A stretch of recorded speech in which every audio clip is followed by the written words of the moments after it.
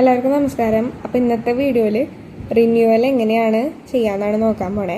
അതിനു മുമ്പായിട്ട് കുറേ പേരായി സ്കോളർഷിപ്സിൻ്റെ ലാസ്റ്റ് ഡേറ്റ് ചോദിക്കുന്നു. അതിന് കുറച്ച് സ്കോളർഷിപ്സിൻ്റെ ഒക്കെ ലാസ്റ്റ് ഡേറ്റ് ഈ വരുന്ന മാസം ഓഗസ്റ്റ് 31 ചിലതൊക്കെ ഒക്ടോബർ 31 കഴിയുള്ളൂ.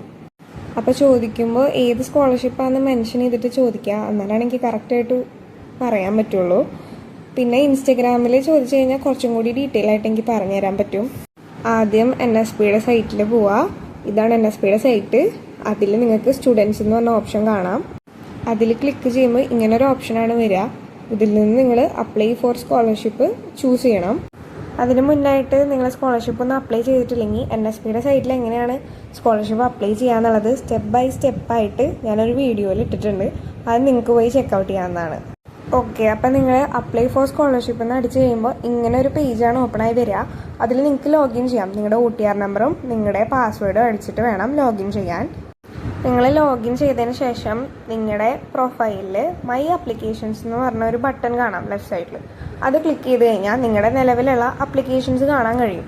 അത് ഫ്രഷ് ആണോ അതോ റിന്യൂവൽ ആണോ എന്ന് കാണാനായിട്ട് അവിടെ നോക്കിയാൽ മതി. അവരതിൽ ഓൾറെഡി കൊടുത്തിട്ടുണ്ട് അക്കാഡമിക് ഇയറും ഫ്രഷ് ആണോ റിന്യൂവൽ ആണോ എന്നുള്ളതൊക്കെ. ഇനി ഇത് റിന്യൂ ചെയ്യാനായിട്ട് റൈറ്റ് സൈഡിൽ പ്രൊസീഡ് എന്ന് പറഞ്ഞിട്ടൊരു ബട്ടൺ ഉണ്ടാവും. അപ്പോൾ അത് ക്ലിക്ക് ചെയ്തിട്ട് നിങ്ങൾക്ക് മുന്നോട്ട് പോകാൻ പറ്റുന്നതാണ്. മുന്നോട്ട് പോകുമ്പോൾ ആദ്യം നിങ്ങൾക്ക് വരിക നിങ്ങളുടെ ഡീറ്റെയിൽസ് അടിച്ചു കൊടുക്കാനുള്ള ഒരു സെക്ഷൻ ആയിരിക്കും. അതൊക്കെ അടിച്ചു കൊടുത്തതിന് ശേഷം നിങ്ങൾക്ക് ഇതുപോലെ ഒരു ഡോക്യുമെൻറ്റ്സ് അപ്ലോഡ് ചെയ്യാനായിട്ടുള്ള ഒരു പേജ് വരും. അതിൽ ഏതൊക്കെ ഡോക്യുമെൻറ്റ്സ് ആണോ അവർ ചോദിച്ചിരിക്കുന്നത് ആ ഡോക്യുമെൻറ്റ്സ് മാത്രം നിങ്ങൾ അപ്ലോഡ് ചെയ്താൽ മതി. ചൂസ് ഫയൽ എന്ന് പറഞ്ഞ ഓപ്ഷൻ കാണാം. അതിൽ നിങ്ങൾക്ക് ഫയൽ ചൂസ് ചെയ്ത് അപ്ലോഡ് ചെയ്യാൻ പറ്റും. ഇതുപോലെ തന്നെ കുറേ പേരായി ഫോർമാറ്റ് ചോദിക്കുന്നു. ഫോർമാറ്റ് ഓൾറെഡി അവരവിടെ തന്നിട്ടുണ്ടാവും.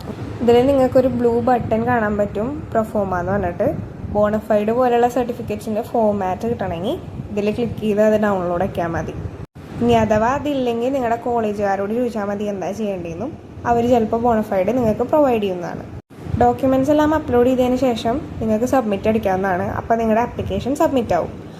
എല്ലാ സ്കോളർഷിപ്പ് സ്കീമിൻ്റെ ഡീറ്റെയിൽസും അതിൻ്റെ ലാസ്റ്റ് ഡേറ്റ്സും എങ്ങനെയാണ് നോക്കാമെന്നൊക്കെ പറഞ്ഞിട്ട് ഒരു വീഡിയോ ഞാൻ ഓൾറെഡി ചെയ്തിട്ടുണ്ട് സ്കീംസിനെയൊക്കെ പറ്റിയിട്ട്.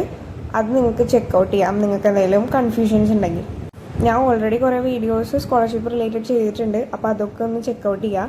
ഡൗട്ട്സ് ചോദിക്കുമ്പോൾ എല്ലാ വീഡിയോസും കണ്ടിട്ടുണ്ടോ എന്ന് ഉറപ്പാക്കിയിട്ട് ഡൗട്ട് ചോദിക്കാം. Okay, thank you.